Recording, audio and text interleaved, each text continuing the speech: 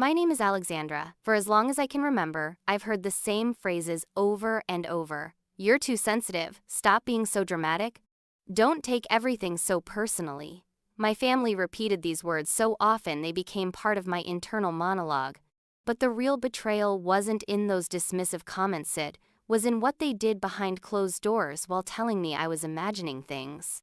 I discovered the truth at my cousin's wedding. I wasn't going to attend, but something pulled me there, some naive hope that things might be different this time. I arrived exactly 37 minutes late, not by accident, but by design. I thought if I slipped in after the ceremony, after everyone had a glass or two of champagne, I could blend into the background and avoid the usual scrutiny. I was wrong. The moment I stepped into the reception hall, the upscale venue my parents had refused to consider for my own wedding 3 years earlier because it was unnecessarily extravagant, everything paused. That microsecond of hesitation in conversations, the slight shift in posture, eyes darting toward me and quickly away. People smiled, but their eyes remained cold, calculating. My stepmother Caroline glided over in her designer dress that probably cost more than my monthly rent, arms outstretched in a theatrical display of affection. Alexandra, darling, we were just talking about you, liar. I allowed her brief hug, a perfunctory embrace that smelled of expensive perfume and insincerity. Across the room, my half-brother Nathan held court with our father and 2 uncles, champagne flute raised slightly in my direction like I was a distant acquaintance he vaguely recognized from work. I scanned the crowd for my sister Elise. She stood near the cake display, laughing with perfect teeth at something my father's business partner said. She looked like she belonged here. I didn't. The reception was immaculate crystal centerpieces, personalized place cards with calligraphy, a string quartet in the corner. My parents had spared no expense for my cousin's special day. For my wedding, they'd sent a check that barely covered the catering deposit with a note that read, "This is all we can contribute. We hope you understand." I made my way to the assigned table, catching fragments of conversations that had nothing to do with me Nathan's promotion, my father's golf tournament victory, Elise's gallery opening. Not one person asked about my recent award in architectural design or the magazine feature on my firm. Then came the toast. My father clinked his glass and stood, commanding the room's attention with practiced ease. Before we celebrate our beautiful couple, I want to take a moment to express my gratitude for this extraordinary family, he began, his voice carrying across the reception hall. This year has brought us closer than ever. We've supported each other through challenges and celebrated our victories together. My jaw tightened as he continued. Let's raise a glass to this incredible family, to those who show up, who contribute to our legacy, and yes, his eyes swept across the room but carefully avoided mine, even to those who might be too sensitive to appreciate what family truly means. The room filled with knowing chuckles. I didn't look up from my plate. I didn't have to. I knew exactly who he meant, and so did everyone else. No one came to my defense. They simply drank and moved on, pretending nothing had happened.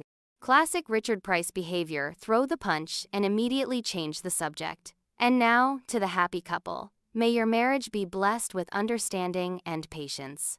I wanted to scream, but instead, I smiled just barely.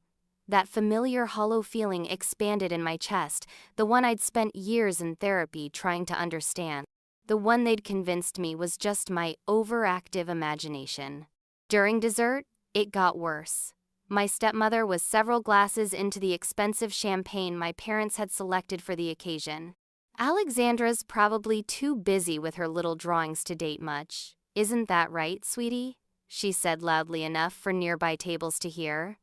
Nathan jumped in, smirk already in place, designing empty spaces while living in one. A few polite laughs floated through the air, though I noticed some uncomfortable glances. The room tensed briefly, not enough to change anything, just enough to acknowledge the cruelty before collectively deciding to ignore it. I didn't respond. That's the thing about my family, they don't stab you in the back. They smile and do it to your face. And when you flinch, you're too sensitive. I took a sip of water, my hand steady even if my chest wasn't. Every detail of the venue reminded me of what they denied me while lavishing on others. Nathan's graduation party at the plaza, Elise's destination birthday in Santorini, my cousin's wedding at this exclusive venue. Meanwhile, my accomplishments merited, at best, a text message. At worst, complete silence. I knew better than to speak up. When I did, it always ended the same way. My father's disappointed sigh, Caroline's fake concern, Nathan's smirk, Elise's silence. They had their roles, and I was cast as the difficult one, the outsider, the one who couldn't let things go. But something shifted in me that night. It wasn't rage, it wasn't even sadness, it was clarity, sharp, cold, absolute. I didn't belong here, and maybe that wasn't a tragedy. Maybe that was the freedom I'd been avoiding. So I smiled, lifted my glass not to them but to myself, made a silent promise. Never again. I set my glass down with more grace than I felt. They didn't notice. Or maybe they did and chose not to care. Either way, I was done expecting acknowledgement. As the evening progressed, my father once again commanded attention. Glass raised for yet another toast. Family is the foundation of legacy, he proclaimed, and legacies don't build themselves. They require loyalty, commitment, and a unified vision. Caroline nodded approvingly beside him, her hands clasped in rehearsed admiration. We've made significant decisions recently to ensure that everything we've built, everything we value, stays protected. He didn't say my name not once, but I felt the omission like a physical blow. He listed Nathan's expanding real estate portfolio, Elise's thriving gallery, their steadfast dedication to the family name. No mention of the Sustainable Design Award my firm had won. No acknowledgement of the community center I designed pro bono. No recognition that I existed beyond an occasional inconvenience. And those who choose paths that diverge from family values, he added, eyebrows raised slightly, shouldn't expect the family to fund those detours. Nathan smiled, slow and satisfied, like he'd been waiting for this confirmation. Elise studied her dessert plate. No one objected. I wanted someone to say, "That's not fair," but no one did. They were all complicit. Just when I thought I'd reached my humiliation quota for the evening, Caroline stood, wineglass swaying slightly in her manicured hand. "We have a special surprise," she announced, a tribute video celebrating our family's most precious moments. I barely breathed as the lights dimmed and the projector flickered to life. Photos began to appear on screen: my father, in his college rowing team, Caroline pregnant with Elise, Nathan's graduation, family vacations, holiday gatherings. But not one image of me. Not one. Entire years of family history played out as if I had never existed. Then briefly, in a group photo from some forgotten barbecue, there I was half cropped out, unnamed, a decorative afterthought. A child at a nearby table whispered, "Who's that lady?" I felt my chest constrict, my hands curl into fists beneath my napkin. I wasn't forgotten. I was erased. It wasn't just neglect. It was deliberate. A calculated deletion. The lights came back on, and applause filled the room. No one looked at me. They all moved on as if I hadn't just watched myself be systematically removed from my own family narrative. In the bathroom mirror, I saw not sadness, but recognition. They didn't see me because they didn't want to. Because seeing me meant acknowledging everything they'd done, everything they'd taken. This wasn't about being left out of a video or a toast, it was about being written out of a family story page by page, until I didn't even qualify as a footnote. When I returned to the table, conversations flowed as if nothing had happened. I picked up my fork and stared at the elaborate dessert before me but tasted nothing. While they laughed and praised each other, one thought repeated in my mind. I'm not one of them anymore. Maybe I never was. I excused myself quietly and walked to the coat check. The attendant gave me a sympathetic smile, the most genuine expression I'd received all evening. Outside, the night air felt cleansing against my skin. I stood on the steps, my designer heels, purchased on sale after 3 months of saving, pinching my feet, and remembered another night that felt like this one. 4 years ago, my first major design had been selected for the city's new community arts center. The opening gala coincided with Nathan's birthday dinner. "You understand, don't you?" my father had said. "Family comes first." I attended my gala alone, accepted my award to applause from strangers, and told myself it didn't matter. Later, I discovered they had rescheduled Nathan's dinner. It wasn't actually that night. They simply didn't want to attend my event. I opened my purse and pulled out my phone, scrolling absently through notifications when I saw the email. It had arrived months ago from the family accountant and oversight that was never meant to reach me. The email detailed the family investment fund my grandfather had established for all grandchildren, a fund I'd been told didn't include me because I was just a step-grandchild. The account statements showed otherwise. My name was there, with a balance that would have covered my student loans 3 times over, but every withdrawal had been signed by my father, with allocations to N-Price Business Venture and E-Price Gallery Startup. When I confronted him, his response was dismissive. Nathan and Elise had viable business plans. Your little architectural dreams weren't exactly investment worthy. You're smart. You'll figure it out. No apology. No remorse. Just the same patronizing tone he used when I was 9 and asked why I couldn't have ballet lessons like Elise. I ended up working 3 jobs through design school, sleeping 4 hours a night, and graduating with debt that would take decades to repay. I kept the email, the statements, the proof not for revenge, at least not then, but because some part of me needed confirmation that I wasn't crazy, that it had happened. But I let it go. I convinced myself they had made tough decisions for the greater family good. I swallowed the betrayal and buried the rage because that's what I'd been taught to do. Now, standing outside the wedding venue, I saw it clearly. It wasn't one betrayal. It was a pattern.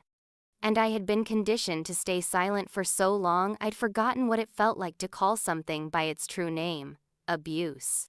They had stolen from Menet just money, not just recognition, but my place, my voice, my belonging.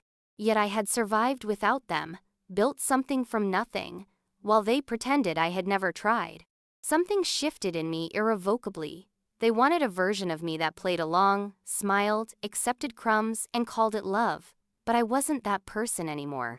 Back in my apartment, I opened a password-protected folder I hadn't touched in years and reviewed the document's investment fund statements, withdrawal authorizations with my father's signature, emails about reallocations. I found myself typing a message to my grandmother, the only one who had ever treated me with genuine kindness. "Can we talk tomorrow?" My finger hovered over the send button for a moment before pressing it. The morning light made my small apartment look softer than it really was. I stared at my phone, the silence after my sent message growing heavier by the hour. Then it rang. Elise. I hesitated, then answered. "Hey," she said, her voice artificially casual. "Just checking in. How are you feeling after, the wedding?" I laughed once, flat and hollow. "Is that what we're calling it? A wedding?" A pause. "Look, I know it got weird." "You knew," I said, cutting her off. "Don't pretend you didn't." The silence stretched between us until she sighed. "Yes, I've known for a long time." I closed my eyes. That admission hurt more than I expected. "And you said nothing." What was I supposed to do, Alex? Start a war? It wouldn't have changed anything. I just wanted peace. Peace. That word again? "You didn't want peace," I said quietly. "You wanted comfort. There's a difference." She didn't argue, just whispered, "I'm sorry," as if it would undo years of complicity. I ended the call without another word. I wasn't angry, not really, just done. Done waiting for people to grow spines. 2 hours later, I stood at my grandmother's door. She opened it before I could knock. "You came," she said, no surprise in her voice, just a steady certainty as if she'd been expecting this moment for years. I stepped inside, and her living room felt like a museum of things the rest of the family had tried to forge: told photos, family heirlooms, a framed picture of me at my college graduation. Grandmother didn't waste time. "I kept everything," she said, walking to an antique secretary desk, "because I knew one day you'd come looking for the truth."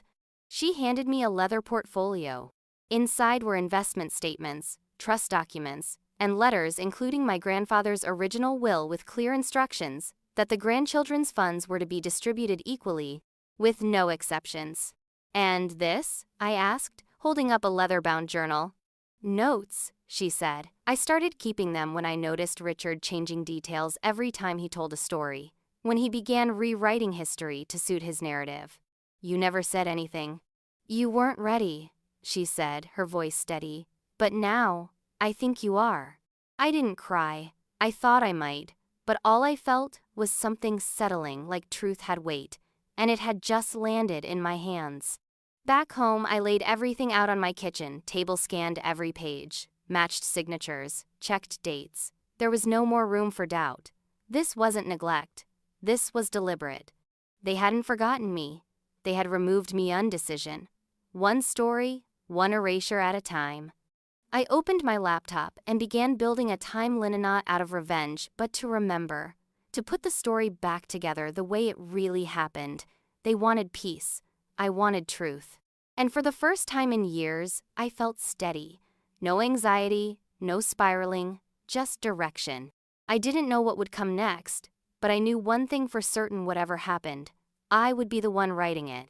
3 days later, a courier delivered an envelope to my apartment door.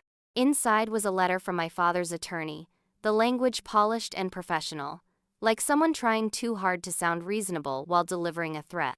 In the interest of maintaining family harmony, it read, "Miss Alexandra Price is invited to formally relinquish any claims to the Price Family Trust and associated assets." Such a gesture would reflect goodwill and understanding of broader family considerations. Goodwill, understanding. They always used soft words to dress up sharp intentions. I read it twice, then again. Then I printed a copy, took out a pen, and signed below the line. I added by hand, "I don't want a cent from people who never wanted me." No ceremony, no lawyer, no audience, just truth.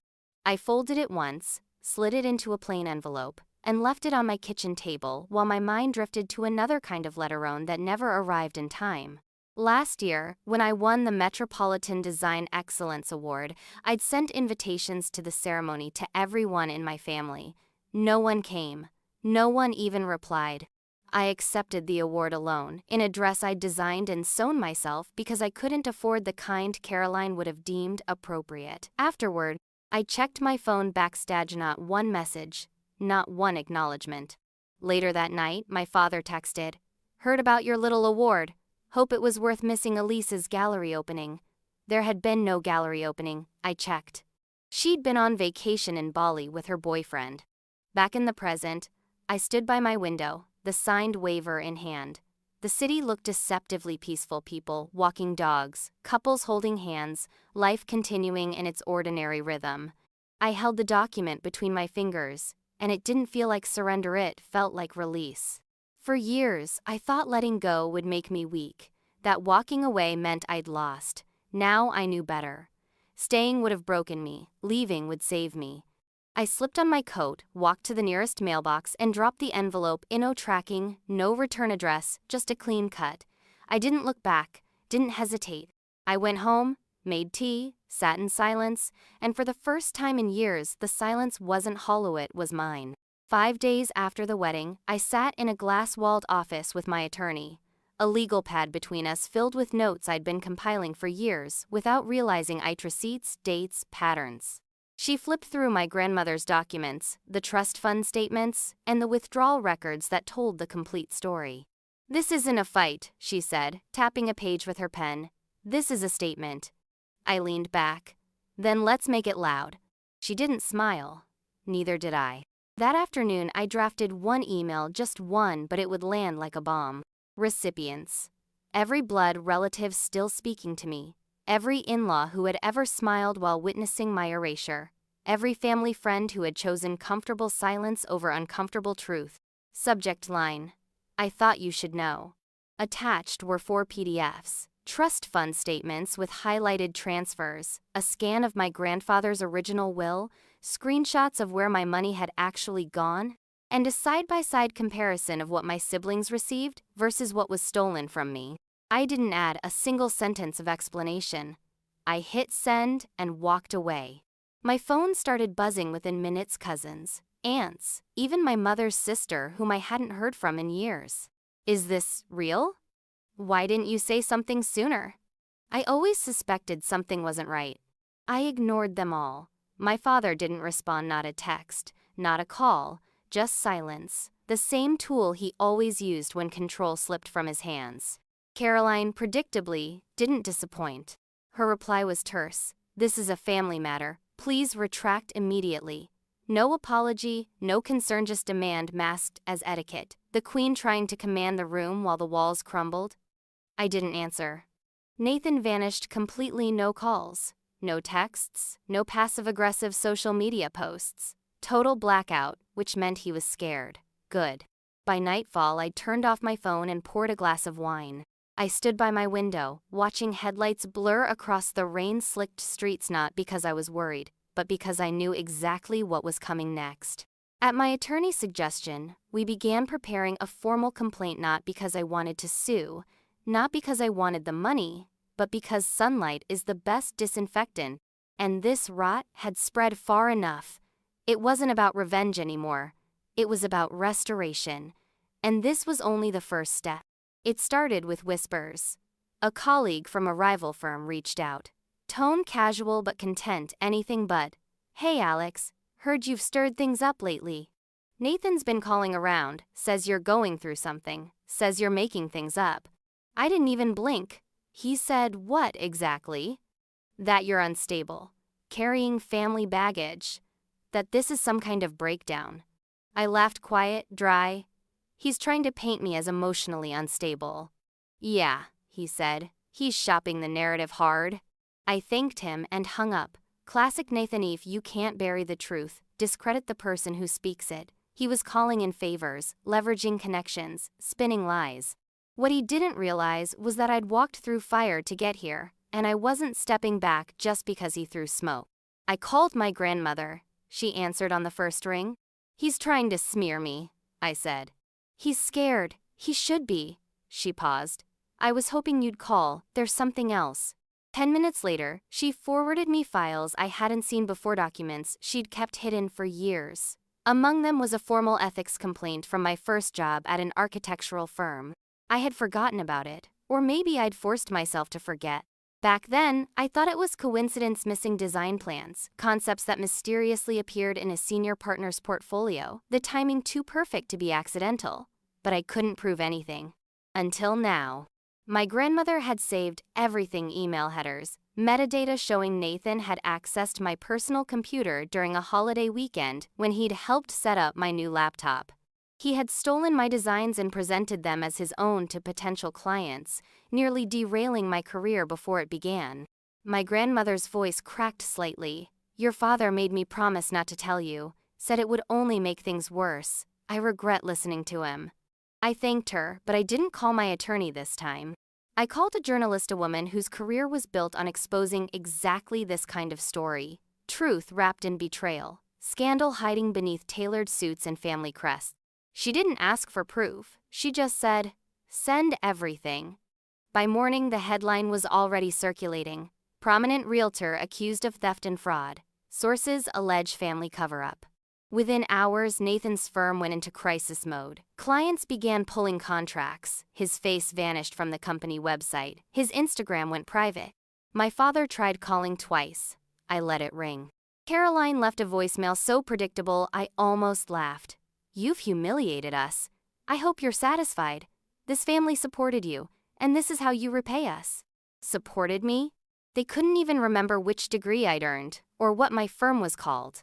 I sat in my office, reading messages from extended family members. One aunt finally admitted, "I always knew something was wrong. I should have said something." Too late. I wasn't angry anymore, just clear. Nathan could spin stories, but this wasn't a courtroom. This was the court of public opinion, and he had just lost his case. That night, I received a message from a former classmate from design school. Quiet, brilliant, overlooked in all the ways I had been once. Her message read, "Thank you. People like you make room for people like me." I didn't smile, and not really, but something inside me settled just a little. They thought I'd set fire to the house. I hadn't even raised my voice yet. The next morning, I walked into the county clerk's office with a folder under my arm and history in my hands. The complaint was already prepared, typed, formatted, and reviewed, line by line: misappropriation of trust funds, breach of fiduciary duty, fraud. 3 names sat at the top: Richard Price, Caroline Price, Nathan Price. Attached was everything they thought I'd never find: bank records, authorization forms with mismatched signatures, and my grandmother's signed affidavit verifying the original terms of my grandfather's will. By noon, the documents were public record. By 4 p.m., they were accessible to anyone with internet access and a reason to look. I gave them the truth. What the world did with it wasn't my concern. By evening, Nathan's firm had issued a vague statement about his temporary leave of absence pending internal review, but I already knew what that meant. My father's name disappeared from his club's board of directors list, with a note quietly added, "Committee reorganization in progress." Caroline canceled her beloved charity auction out of respect for privacy, the statement said. Elise texted me late that night. I didn't know it would go this far. I stared at the screen for a long time before replying. You never asked how far it had already gone for me. She didn't write back. My father, though he finally did, the subject line of his email, "You are no longer welcome in this family." There it was, the last brick in the wall they'd spent decades building between us, now handed to me like a souvenir. I opened a new draft, typed, paused, deleted, typed again. Then I didn't send it. Instead, I wrote it out on a notepad and read it to myself. You erased me. Now I'm just finishing the job you started. I closed the notebook and turned off my phone. There was nothing left to say to them, no more defense, no more proof, just distance, the real kind. I sat in my office as the sun dropped behind the city skyline, gold leaking through the blinds. News sites were still spinning articles, reposts, speculation, but inside, everything was still. Not hollow, not numb, just quiet, the kind of quiet that comes after you've told the truth loud enough to be heard and no longer care who believes it. 3 weeks after the wedding, I hosted dinner at my place. Nothing elaborate, just pasta, salad, and wine I didn't choose for the label. My grandmother came early with apple pie and her steady, comforting presence. 2 colleagues from my firm arrived with their partners and nervous laughter, unsure if they were overdressed. A friend from my building brought homemade bread and stories that had nothing to do with lawsuits or betrayal. We sat around my kitchen table, small, scratched, real. No place cards, no veiled insults, no toasts disguised as judgments. We passed food, we talked about books, terrible movies, inside jokes. There was no hierarchy, no power plays, just people, just connection. After dessert, my grandmother helped me rinse dishes. She didn't say much, but she didn't have to. Her eyes were steady, proud. The next morning, I drove alone to a quiet cemetery on the edge of town. I brought no flowers, just a letter. I sat at my mother's grave and read it aloud, even though I wasn't sure I believed in any version of an afterlife. I did it, Mom. I kept my spine. I kept your name clean. I'm not in their shadow anymore. I'm not under their thumb. The wind moved the leaves around my feet. I folded the letter and tucked it beneath a small stone on her grave marker. I didn't cry. I just breathed. And then I left. Later that afternoon, my phone buzzed with a voicemail. I didn't need to listen. I saw the name before I deleted it. Caroline. I pressed play anyway, just long enough to catch her tone. You got what you wanted. We've lost everything. I hope you're proud. I stopped it, deleted it. That wasn't pride she heard in my silence. It was peace. They thought I wanted to take something from them, but the truth was simpler. I just needed to get myself back. That night, I sat in bed with a cup of tea and a quiet apartment. I looked around at the space I'd built, not perfect, not extravagant, but mine. I thought about everything they had taken and then everything I had reclaimed. Some wounds would never heal clean, that's not how it works, but they didn't have to. I didn't need closure to move forward. I just needed clarity. I wouldn't fill the empty spaces with people who only showed up to take. I chose solitude over illusion, truth over tolerance, peace over pretending. I chose me. They called me too sensitive, but I'm more aware than ever aware that I finally walked away. Sometimes walking away isn't weakness, it's wisdom. I spent years trying to earn a place at a table that was never built for me, tried to prove my worth to people who had already decided who I was. But here's what I've learned. Peace isn't given, you create it. Family isn't about blood, it's about respect, truth, and safety. And healing doesn't always mean reconciliation. Sometimes it just means release. If you're carrying weight that doesn't belong to you, let this be your permission to set it down. You're allowed to protect your peace. You're allowed to rewrite your own story. And you don't need anyone's approval to begin. So now I'll ask you, have you ever had to walk away from a version of family to find yourself? Do you believe silence keeps peace or just prolongs harm? If this story resonated with you or helped you see something more clearly, leave a comment below. If it didn't connect with you, that's okay to tell me why. I read everything. And if you're still here, still listening, don't forget to subscribe for more stories that speak truth, touch hearts, and remind us we're not alone. Until next time, take care of yourself like someone you love.